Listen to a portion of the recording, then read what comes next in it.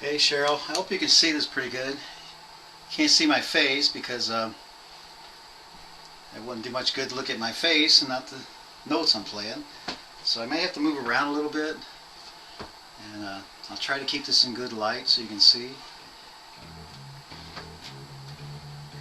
Uh, Nathan, Nathan kind of preferred that I show you the time has come, and I really didn't get much practice on this. I've only had like literally maybe 10 minutes so far practicing this, and I've never heard it before. So I'll just keep it simple, show you a couple of tips. I hope you can hear everything because I'm in an apartment. I got to keep this down a little low. Um, so I'll try to keep this down to like 15 minutes. I'm just going to really run through this because I just feel like I need to keep my word to you. I promised you this, but I've got just tons of homework this week. So um, anyway, I want to show you this little trick. You may know it, you may not. I don't really know how much you may know, so I'm just going to show you this anyway. Show you this little tip here. I think you can see that. In the beginning, the beginning you have the, I hope you can see that. You might want to get your sheet music out to go along. But the intro is 4 times, and what you can do is you can just kind of arpeggiate the chord, a trichord, is that what it's called? I forgot. Anyway, trimester, whatever. So you want to like hit the A. This would be the C sharp, and the E.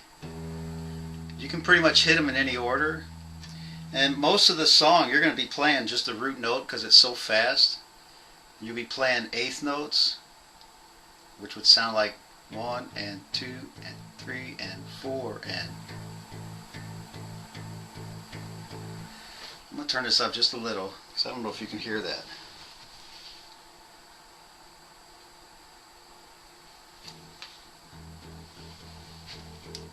I got to, keep it low for the apartment's sake. But anyway, what you would want to do is that intro is eighth notes, so you would want to count it like 1 and 2 and 3 and 4 and, because they're doing like kind of like a clave type of thing.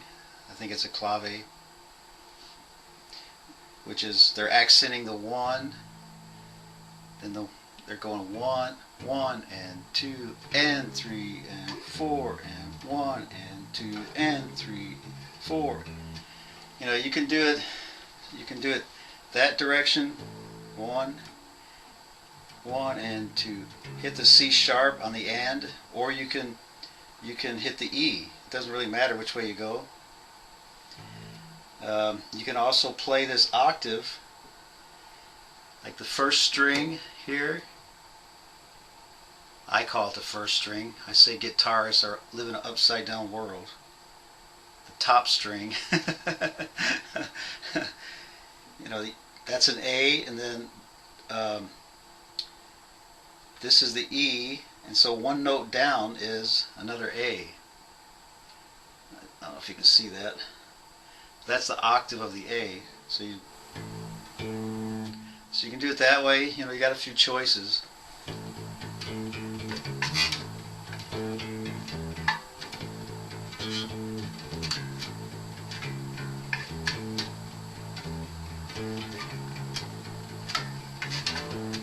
You don't have to do that. It's just an option. I just want to throw that out there to you, so maybe in the future. And most all your major chords, you can do that with all of them. Like if you wanted to do with a G, it's the same principle. This is the root, the G. Then the next string down, and this would be the first fret to your left. Like that would be a C, and then the B. So that would be the first, the third, and then the fifth is the D. Okay, this is take 2. The batteries went dead. And I have no clue how long these batteries are going to last. So with that in mind, I think what I'm going to do is change the plan since I'm not going to have a lot of time, and I might play the song through a little bit.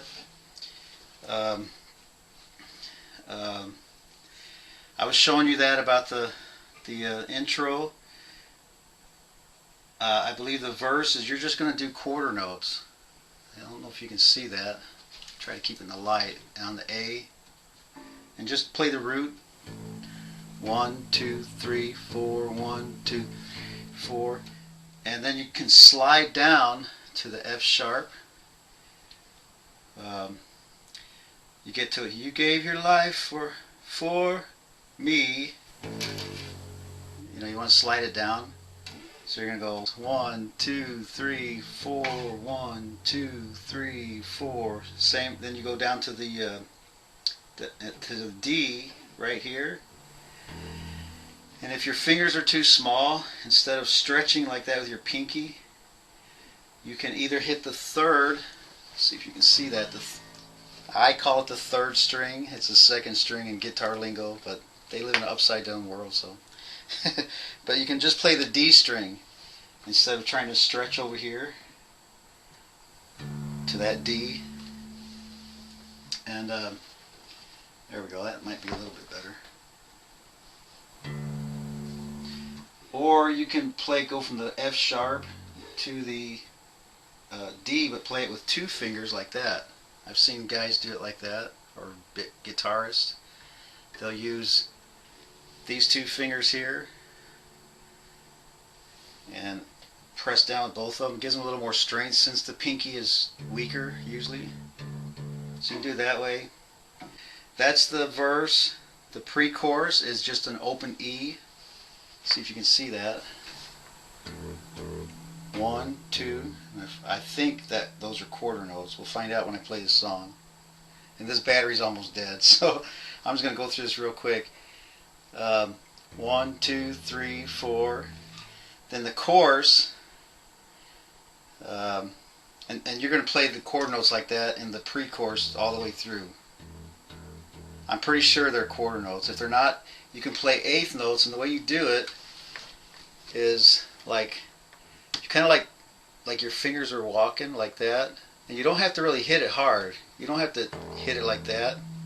You just, trust the volume, trust your sound guy to let you hear, and trust what you're hearing in your earphones. So that'd be 1 and 2 and 3 and 4 and we do it like this: 1 and 2 and 3 and 4 and that's the chorus. I know the chorus are eighth notes. And let me see. Then you're back to the verse 1. Is pretty much the same. Pre-chorus is the same. The instrumental, they're doing that clave thing. They're starting on the F sharp. So you can play it several different ways. I'm making a mess. I'm sorry, I'll be better and organized next time. Just school has got me every which way but right side up. So you start on the F sharp, and what you do is you try to play an accent. If you can't do it right away, that's fine. But the accent, good Lord. But the accent is, you're going to go 1 and 2 and 3 and 4, 1 and 2 and 3 and 4 and 1 and 2 and 3 and 4 and if you can do it. That's something you might want to work on. Otherwise you can just play, Lord have mercy, everything is falling down here, I'm sorry. Otherwise you can play just the notes that are on the clave beat, like 1 and 2 and 3 and 4 and 1 and 2, 1 and 2 and 3 and 4 and and you're gonna have to, if Nate doesn't like it, obviously you got to go with what he wants. But so if you can do it that way, it's gonna sound like this: 1 and 2 and 3 and 4 and 1 and 2 and 3 and 4 and 1 and 2 and 3 and 4 and 1 and 2 and 3 and 4 and 1 and 2 and 3 and 4 and 1 and oop, it only gets one measure for the F sharp, one measure for the D. 1 and 2 and 3 and 4 and 1 and 4 and so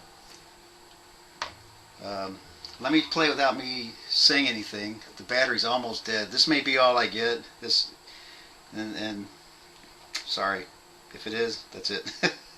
But I think the rest of the song is kind of similar, and Nathan can help you out. So here's how it sounds without me counting it out. This is the instrumental.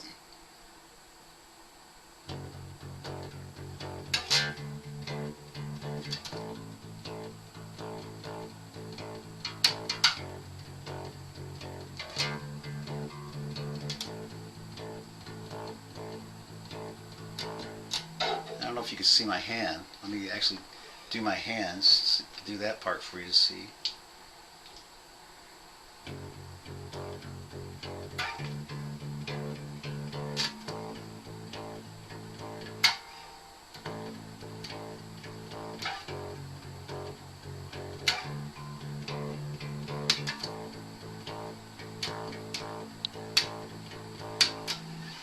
So you play the F sharp and the D. Like I said, if you can't stretch and make that D, you can play it, the D down here, on this string. I'm just having problems here, okay.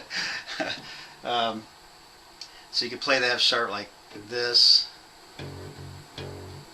1 and 2 and 3 and 4 and then just move down to the D, the open D.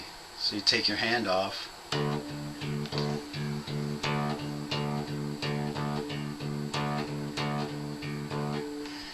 let me show you one other trick before the battery goes dead. I got to get a little closer. I hope you can see this through all the glare.